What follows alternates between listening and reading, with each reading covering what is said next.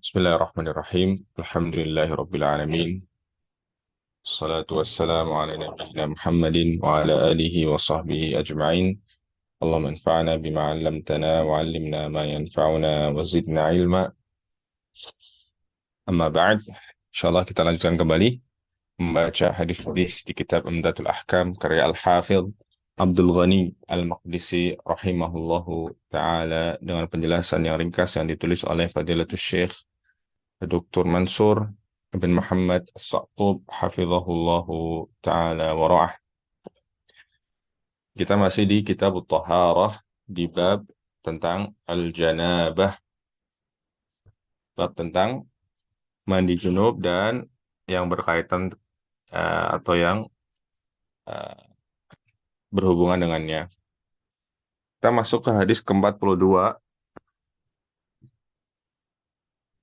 An Abi Ja'far Muhammad bin Ali ibn al-Husain ibn Ali bin Abi Talib radhiyallahu taala anhu. Hadis ini diriwayatkan oleh Abu Ja'far Muhammad ya. Abu Ja'far Muhammad bin Ali. Adalah rawi hadisnya namanya adalah Muhammad bin Ali. Yang memiliki kunyah Abu Ja'far, ya, bapaknya Ja'far. Ya. Dan Abu Ja'far Muhammad bin Ali ini dijuluki dengan Al-Baqir. Ya. Beliau memiliki julukan Al-Baqir. Al-Baqir. Ya. Yang artinya orang yang ya sangat dalam ilmunya. Orang yang sangat berilmu. Ya, dikatakan li'annahu baqaral ilma ay syaqqa an muskilatihi wa qawamidhihi. Ya, artinya dia bisa mengetahui rincian-rincian ilmu dan bisa menjelaskannya. Ya, mengetahui permasalahan-permasalahan yang rumit dalam ilmu. Artinya dia sangat memahami ilmu agama. Abu Ja'far Muhammad bin Ali Al-Baqir. Ya. Bapak beliau di sini namanya adalah Ali bin Al-Husain. Ya, ini bapaknya namanya Ali bin Al-Husain. Ya, beliau ini dijuluki dengan Ali Zainal Abidin. Ya, ya. Jadi Ali bin Husain ini yang digelari dengan Zainul Abidin.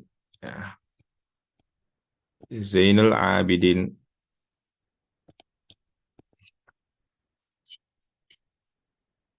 Ya, min akabiri a'immati ahlil bait. Beliau merupakan di antara ya, imamnya ahlul bait Nabi Shallallahu Alaihi Wasallam dan termasuk di antara ya kalangan tabi'in.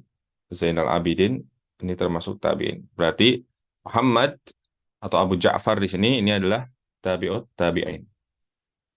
Ya.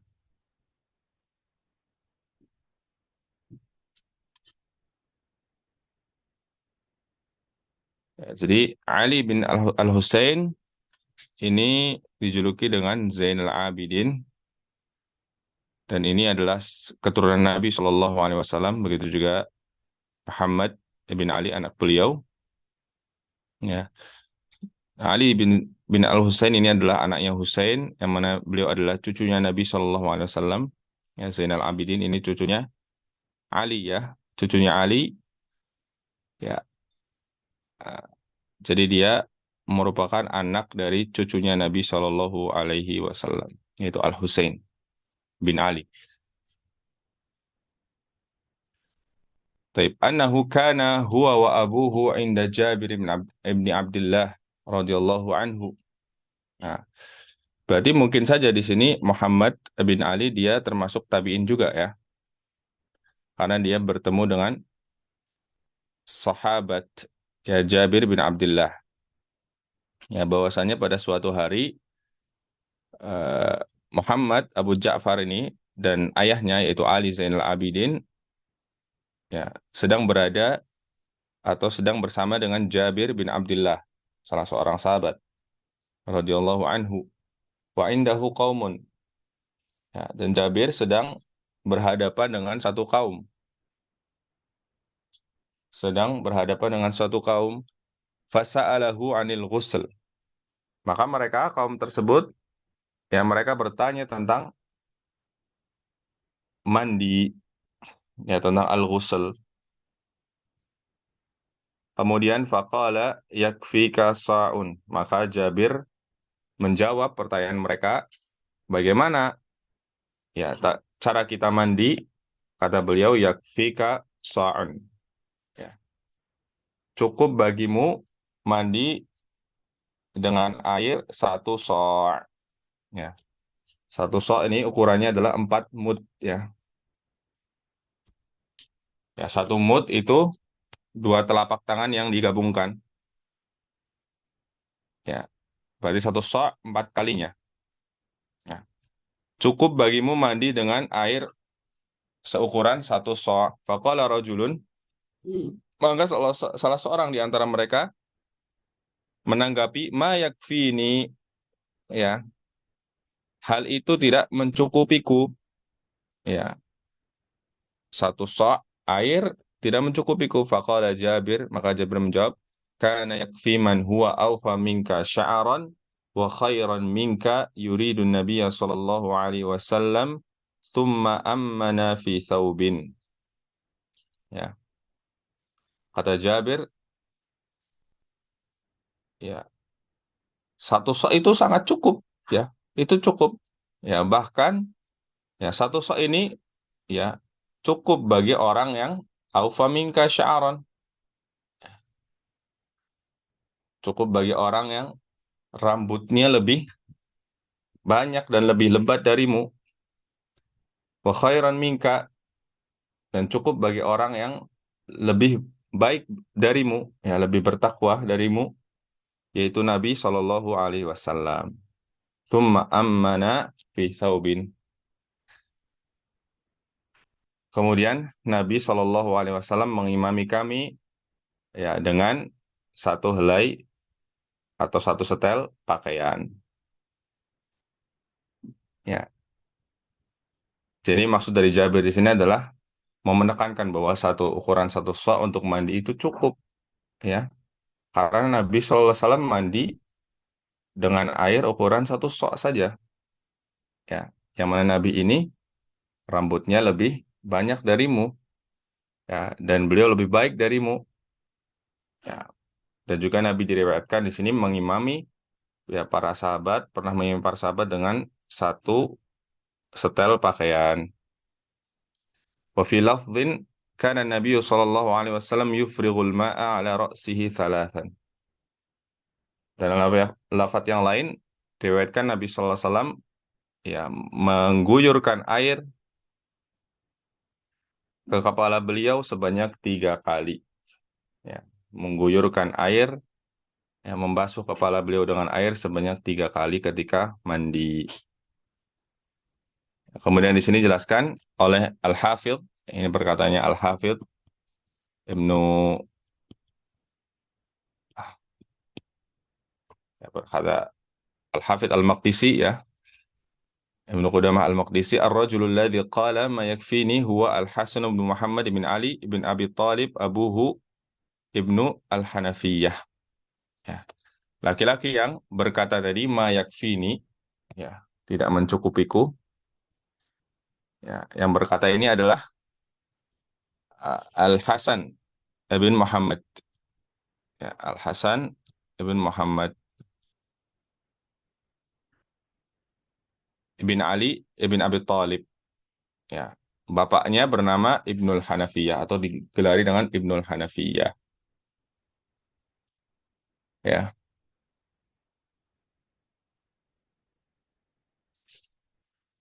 Ya, jadi yang mengatakan mayak fini tadi adalah Al Hasan bin Muhammad bin Ali bin Abi Thalib. Ini adalah cucunya Ali bin Abi Thalib juga. Ya, ini adalah cucunya Ali. Jadi Ali selain punya anak Al-Hasan dan Al-Husain juga punya anak namanya Muhammad. Ya, digelari dengan Hanafiyah. Ya, digelari dengan Ibnul Hanafiyah. Yang beliau punya anak namanya Al-Hasan. Ya, ini yang bertanya adalah Al-Hasan. Ya. Baik, kita baca penjelasan dari Fadilatul Syekh di sini. Afadul hadis masyru'iyyata al-ightisali bima'in qadra sa'. Ya, dalam hadis ini faedahnya adalah disyariatkannya mandi dengan air ya seukuran satu sa'. Walaisal muradu bidzalika tahdid. Ya, dan bukanlah maksud dari hal tersebut ya perkataan Jabir tadi itu membatasi membatasi hanya satu sok saja. Ya, tapi tentu boleh lebih dari itu. Wa inna ma yahsulu bihil ijza.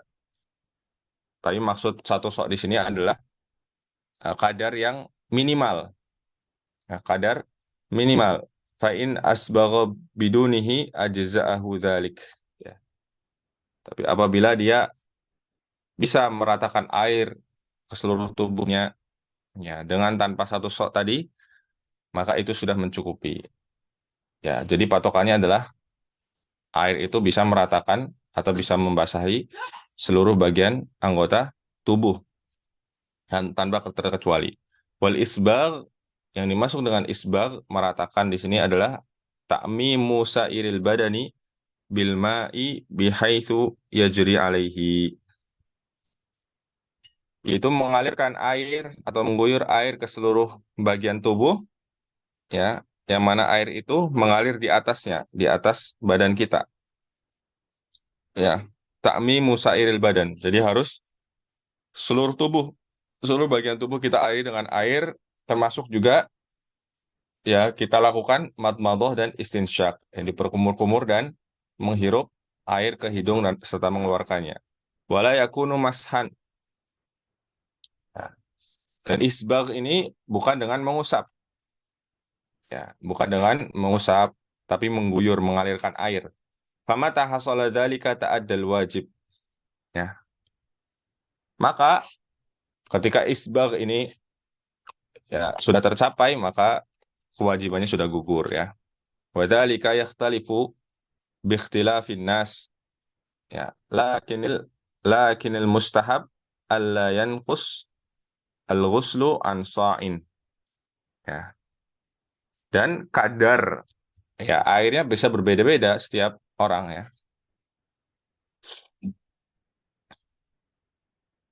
Ya, kalau yang badannya besar misal, ya tentu dia mungkin membutuhkan air lebih banyak dibanding yang badannya kecil ya. Lakinil mustahab kata Syekh di sini, adapun yang akan tetapi yang disunahkan adalah ya karena Nabi tadi bermandi dengan satu sok, ya maka yang disunahkan adalah minimal ya untuk mandi itu tidak kurang dari satu sok, ya 4 mud tadi, 4 cidukan air menggunakan 2 telapak tangan, 4 kali cidukan. Wal wudu'u an muddin, adapun wudu ya tidak kurang dari 1 mud, ya jadi wudu minimal 1 mud. Karena Nabi SAW wudunya 1 mud, ya 1 cidukan air dengan 2 telapak tangan orang dewasa. Wa in zada an dzalika jaza bila karaha. Adapun jika menggunakan air lebih dari itu baik untuk mandi maupun untuk wudhu, maka ya ini tidak mengapa malam yasil ila haddil israf selama tidak berlebih-lebihan dalam penggunaan air. Ya.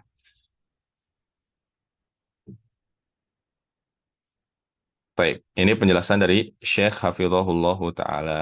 Nah, jadi ini beberapa faedah dari hadis ini. Ya, kalau mau kita tambahkan boleh ya faedahnya.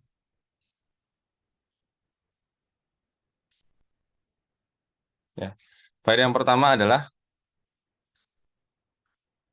kita lihat di sini bagaimana kesederhanaan Nabi Shallallahu Alaihi Wasallam. Beliau hanya Beliau mandi hanya dengan sedikit air ya. Airnya sedikit sekali, satu shot. Ya. Berbeda di zaman kita sekarang yang kita menggunakan shower, ya umumnya kita ya, yang mana tentu itu lebih dari satu shot ya, lebih dari satu shot. Atau bahkan ketika kita mandi, ya mandi wajib terutama di sini yang bentuknya ibadah, ya kita mandi lebih dari satu kali, misalnya. Ya, karena yang dihitung dalam syariat mandi yang sah adalah satu kali saja sudah cukup. Ya, maka dengan satu shot ini sebetulnya sudah cukup satu kali mandi. Ya. Adapun kita seringnya mandinya lebih dari satu kali, ya sudah mengguyur, kemudian pakai sabun, kemudian diguyur lagi, ya. Kemudian mau keluar diguyur lagi, ya. Ya, maka pelajarannya adalah bagaimana dengan kita melihat praktek Nabi seperti ini, kita berusaha untuk menghemat air, ya. Karena Nabi SAW ya berlaku demikian, beliau hemat, ya, tidak bersikap berlebih-lebihan. Meskipun di tempat kita ya, airnya melimpah, ya, tapi kita tetap disunahkan untuk bersikap hemat, ya tidak berlebih-lebihan ya dalam penggunaan air. Ini faedah yang pertama. Yang kedua, ya di sini diterangkan bahwasanya Nabi Sallallahu Alaihi Wasallam sholat ya menggunakan satu setel pakaian, yaitu izar beliau yang menggunakan sarung saja. Pernah diriwayatkan Nabi Sallallahu Alaihi Wasallam sholat dengan satu setel pakaian.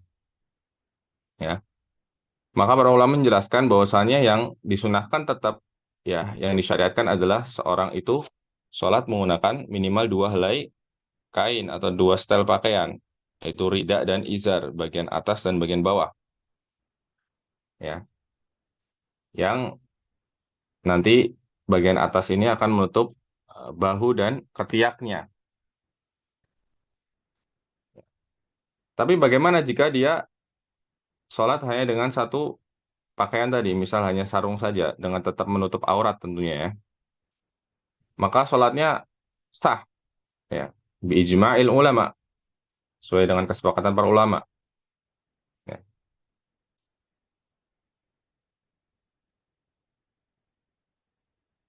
ya, karena ada hadis-hadis yang menjelaskan demikian. Ya. Kemudian ya, faedah yang ketiga, kalau mau kita tambahkan adalah sebagaimana yang disampaikan oleh Ibnu Rajab, wa fi hadza dalalatun ala anna sadati ahli baiti kanu yatlubuna al-ilm min ashabin Nabi sallallahu alaihi wasallam kama kana yatlubuhu ghairuhum fadalla dzalika ala kadhibi ma tazumuhu syiah ya, annahum ghairu muhtajina ila akhdhil ilmi an ghairihim wa annahum mukhtassuna bi'ilmin yahtajun nas kulluhum ilaihi wa la yahtajunahum ila ahadin wa qad kadzdzabahum fi dzalika Ja'far bin Muhammad wa ghairuhu min ulama'i ahlil bait. Nah, di sini juga ada faedah bantahan kepada orang-orang Syiah, ya, orang-orang Syiah ya yang mengatakan bahwa yang mereka bersikap hulu ya berlebih-lebihan kepada ahlul bait. Mereka mengatakan bahwa mereka para imam, ya imam mereka ahlul bait itu tidak membutuhkan ilmu dari selainnya, ya. Dan mereka mengatakan bahwa justru orang lainlah yang butuh ilmu kepada ahlul bait, para imam mereka yang mereka klaim. Maka dibantah di sini bahwasanya ya Ja'far bin Muhammad ya atau tadi Abu Abu Ja'far Muhammad bin Ali dan juga di sini Al Hasan bin Muhammad bin Ali anaknya Ibnu Al Hanafiyah, mereka semuanya adalah ahlul bait ya. Ya. Ali Zainal Abidin juga. Ya, mereka semua menuntut ilmu kepada para sahabat. Di sini Jabir bin Abdullah, mereka bertanya, mereka menghadiri majelis beliau, ya. Mereka menuntut ilmu, ya, ya. dari sahabat Nabi Shallallahu Alaihi Wasallam. Ya. Nah, jadi tidak benar klaim dan anggapan mereka bahwasanya ya mereka mengkultuskan ya bersikap gulu berlebih-lebihan kepada Ahlul Bait, mengatakan Ahlul Bait itu tidak membutuhkan ilmu dari selain mereka. Ya, ini keliru. Ya, karena di sini jelas hadisnya sahih bahwasanya di antara Ahlul Bait ya mereka bertanya kepada para sahabat dan menuntut ilmu kepada para sahabat. Ya, wallahu taala alam bisawab. Demikian yang bisa kita sampaikan dan pelajari pada kesempatan kali ini. Insyaallah kita lanjutkan di pertemuan berikutnya. Subhanakallahumma bihamdika asyhadu an la ilaha illa anta astaghfiruka wa atubu ilaik.